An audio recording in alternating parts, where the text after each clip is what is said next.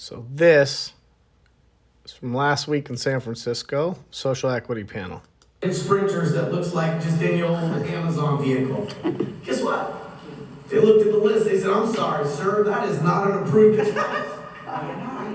You gotta be kidding me, right? So, it's great that they went from spending money to put me away to spending money so that they could eat off the taxes I create for them. But when you go from being locked up from cannabis to being able to be up on stage chopping it up and talking about cannabis, it does feel like progress. And it is progress, right? I mean, when I was in jail, my wife used to take a dirty old t-shirt of mine and put it on my daughter's pillow so she could smell the smell of me while I was gone because my daughter was crying herself to sleep. I'm not unique in that experience. His was times 100 compared with mine. But I do think the technical assistance is really where society starts to put actions to the words.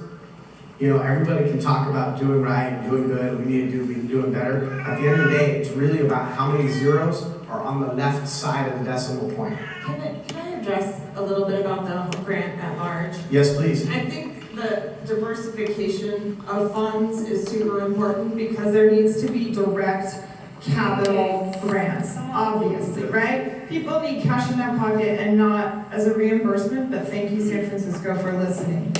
Now, the other allocation of dollars where many of us in this room benefited was on services. Now the truth is, it's still not enough. I think we got, I'm not even gonna talk numbers because they're actually sad. But the reality is you do have to allocate some of the funding for people to get the type of knowledge they need, including all business planning, forecasting of numbers, access to fair legal services to review your contracts that might be predatory. It requires multiple ways to use the dollars. At the end of the day, the hardest to access, because I participated in a lot of it, the hardest to access though was for the operators. They struggled the most. Right. The nonprofits have the infrastructure to apply. They have grant writers. They have everything. I worked with many people in this room who were like, this is hard. I do not know how to get this account. I don't know how to apply for this number. And so it requires a multifaceted effort.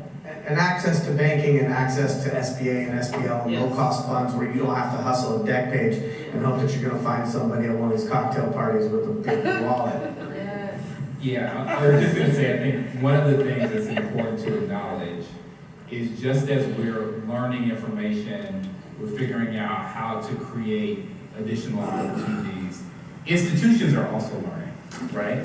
And so jurisdictions need to hear from you, right? Communicating what's working and what's not working actually ended up making the difference in San Francisco, right? But people who are participating in those institutions also need to evolve, right? And I think there was an opportunity there that we can point back to and say, well, this is an example of which kind of communication about what these limitations actually meant changed the program, right? And so there was that flexibility that was built. So that's an example, I think, of how improvements may take time as people are learning and institutional learning. So I'll say that. Another thing that I think is important to acknowledge, and I forgot to mention this, Cheryl, when you asked me a question about some of the information that's being shared. I think one of the things in which we can point to, especially as jurisdictions across the United States really think about implementing equity programs, that one of the things that California has done is, right, build expungement into Prop 64, right? It was a signal that thinking about how people have been impacted at the individual level was important and that there needed to be remedies. That's individuals.